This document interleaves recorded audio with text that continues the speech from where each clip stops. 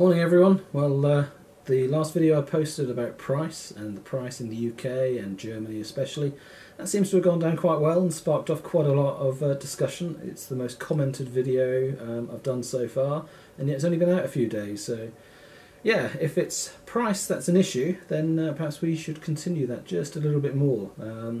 I was asked a few questions in the comments about why do you want an electric car, I suppose, and why would you pay so much money for it? And it's a very good question, because if I sit down in the cold light of day and ask myself, why do I want an electric car? Why do I want to spend so much money on an electric car? Because I've struggled to come up with the exact reason, because it's not at the forefront of my mind. It's something that's grown, it's something that's with me, and I'm perhaps not quite sure why. So the more I've thought about it, the more I've come up with what I think is the reason. Why? Why do I like an electric car? Why am I going to buy one? And this is it. Basically, I don't like high revving cars. I don't like cars like the Hondas with the VTEC engines where you rev them high and get lots of power. I don't like the idea of Subaru Imprezas where they're extremely slow unless you get the revs right for the turbo and all those sort of things. That type of car I don't enjoy. My history of cars has mostly been diesel and large engine V8s and straight sixes for TVRs, sports cars. So I suppose I'm a bit of a petrol head. I've never tended to always go for a standard ordinary car, and I've tended to be a little bit more extreme. For example, I've always gone for something like a Clio diesel, which I consider to be ultimate economy. So I would get 60, 70, maybe even up to 80 miles to the gallon out of my little Clio, and that served its purpose as a car paid for by my company, as a company car, and that worked for me. And the performance, well, it wasn't that good on performance, but I like diesels. I like how they perform. I like all the power being low down. I like the higher amount of torque. I don't like having to rev it and thrash it too much. I also like the higher amount of engine braking. So just talking about a diesel in those descriptions, you start to think, well, yeah, there's some similarities there, isn't there, to electric cars? So I think that's true. If you then move on to the sports cars that I've had, which have been high performance, so I like not high speed, I like instant overtaking. I like the performance to be able to get past cars very quickly. I also like the experience of the car. The convertibles I've had, the noise from them has been fantastic. I think TVRs have got some of the best sounds around. So the feel of the car and the enjoyment of the car driving it is what's a big thing to me. So at times I've had both. I've had the sports car and I've had the diesel. So a lot of people in my position with a company car, they would go for a mid-range BMW or an Audi 1.8 turbo, A4, something like that. But for me, I found that too middle of the road. It wasn't extreme enough. It wasn't one thing or another. I wanted the economy to save money so that it was an efficient thing to own, not a high cost. And so I bought the diesel, small car, but I wanted some fun. So I used the money I saved and some extra money to pay for something that was more fun. So I had the best of both worlds. Rather than something middle of the road, I wanted something different. So if you look at that as my past, electric cars, yeah, I think it's the natural progression for efficiency. That if I went from a car that did 60 to the gallon, and then one to 70 to the gallon, and another that did 80 to the gallon, and also combine that with my knowledge that the technology for cars is changing, so at some point I'd be buying an electric car, so at what point should I invest? If I'm changing them every 5 to 6 years, logic told me that should I move from a diesel that I've currently got that can do 80 to the gallon, in theory, I do get 75 to the gallon sometimes, but 80 to the gallon is what it's supposed to do, so the next progression would be something that was listed to do 90 to 100 miles to the gallon. Well, we're talking another diesel. In another 5 to 6 years, how will diesels be perceived? Do I really want one that long? And the answer was no.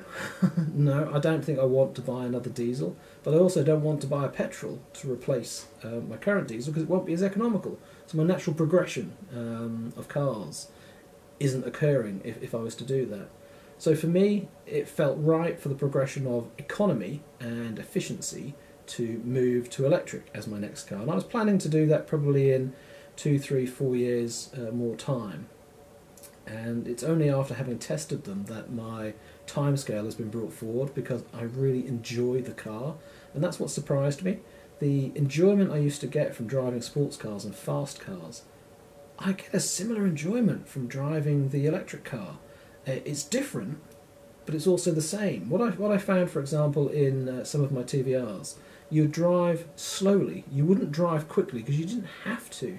You would enjoy the driving experience, so you wouldn't be blatting down the motorway at 80, 90 miles an hour like some idiot in a Porsche.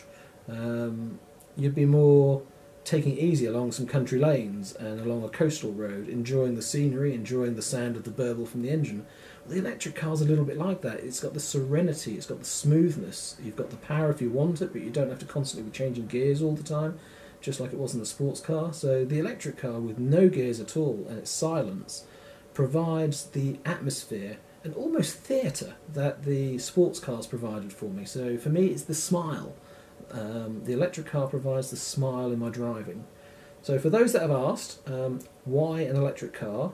There you go, that's why. The progression of economy and efficiency, and also the desire to want a car that I enjoy driving, rather than the alternative, and the alternative being probably still something in the middle, something that's not one thing or the other. It either wouldn't be very efficient or it wouldn't be performant. So an electric car actually combines the two for me, the two things that I've always looked for in the past, and I think that's what's exciting me. It is the future, and it does satisfy my needs. It's not just a car to get from A to B for me, it's a car that I can love and enjoy and thoroughly enjoy driving. But the last thing is, it was a plan for my progression in retirement. I wanted to have a car where the cost of running it was so low I wouldn't be concerned whatsoever about driving, about where to go and how often to go and how far to go. I wanted a car that would enable me to feel free, that I could travel the country, go on holiday every month, and spend my time, I don't know about touring, but taking in the countryside, taking in the country, and hopefully travelling abroad, hopefully travelling across Europe. Obviously I'd need more of a charging network, but moving from destination to destination on bed and breakfast or hotels should be absolutely fine. And that's how I see my retirement going. I don't see it sat in the garden doing the weeding and reading the newspaper. That's not me. I want to be out enjoying the countryside and the scenery and the fresh air. And an electric car is an enabler for that. It enables me to do those things without worrying about how many miles I'm putting on the car, because servicing costs are low, but also that the cost of actually driving it is virtually free. With a lot of chargers being free to you, and hopefully that one day I'll be charging from solar, that energy will be free too. So it's a natural progression for me, and they're the reasons why I am buying an electric car. A little bit earlier than I planned, but I am buying one. Something I also wanted to cover today was the ordering process, which is, I suppose, linked to the cost and linked to whether you're going to order a car and buy the car or not. And it's this. What I notice on the social media for Norway is the sales and the purchasing seems to be online. Now I know Hyundai have announced their website for direct ordering, so you don't have to go to a dealer and you can order online. That seems to be being used in Norway and other countries, I think.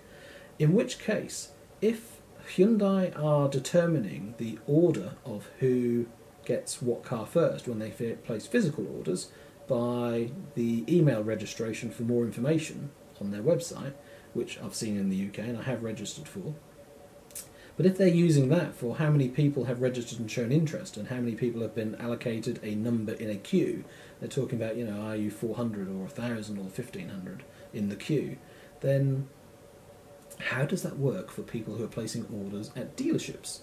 Because they might not have registered for interest. So if Hyundai announce that the order queue is based on how many people have shown interest and their email addresses, and they send an email request to those customers to offer to order the car, how does that work in conjunction with dealerships? Who gets priority?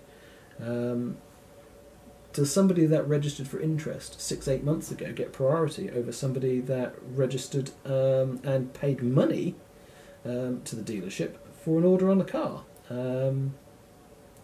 I've asked the dealership this, and they don't know. And it seems a little strange that the car could be announced in any week, any month, and they don't know how the ordering process would work.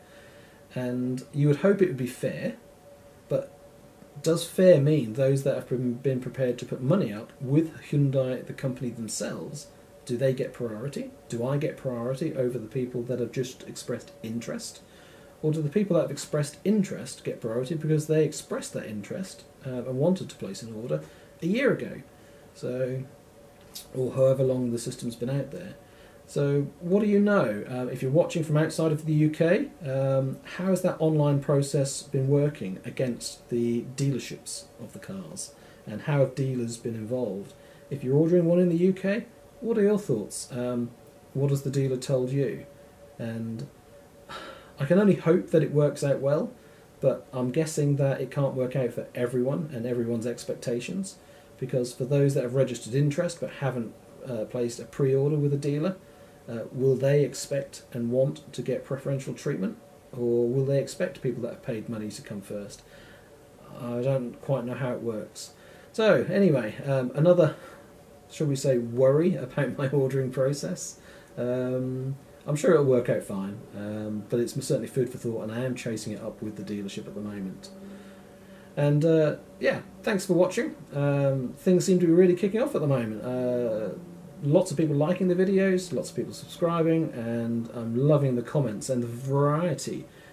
Variety is what I enjoy the most with the comments. For example, when I was talking about the pricing of the car, it is so nice to hear somebody saying, "You've got to be kidding, I am not buying a car for that sort of money." Because I have that sort of feeling too, even though I'm going to go ahead and do it. And then you've got the other people that are saying, "I don't care what the price is, it's right, and it's the car I want, so I'm going to buy it." You've got people that think it's a bargain compared to a Tesla. You've got people that think it's an absolute rip-off compared to an ordinary car.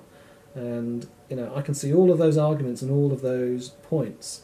The one that always amazes me is the Nissan Leaf comparison, because even in the video I showed that the price of the Kona is going to be priced very close and very similar to the Leaf, and yet I'll get comments saying that the Nissan Leaf is a lot cheaper. Well, yeah, that's because there are deals available, and you can get good deals and buy them. And I think that's going to be a benefit. The Kona will benefit potential Leaf owners, because as the Kona comes out, it will have a greater desirability, and the spec and the battery and the range, etc., will be better. So, in many perspectives, so Nissan Leafs will be discounted more. So if you really got your mind on a Nissan Leaf, my advice would probably wait a few months, because when the Kona is actually out in the UK and people are placing orders for it, Nissan will want your order and they will discount more. So I'd imagine spring next year, getting ready for a 19 plate in the UK, be a great time to buy a Nissan Leaf. Right, anyway, well, I think I'll end there. Thank you so much, and I look forward to seeing you again soon in another video. Bye for now.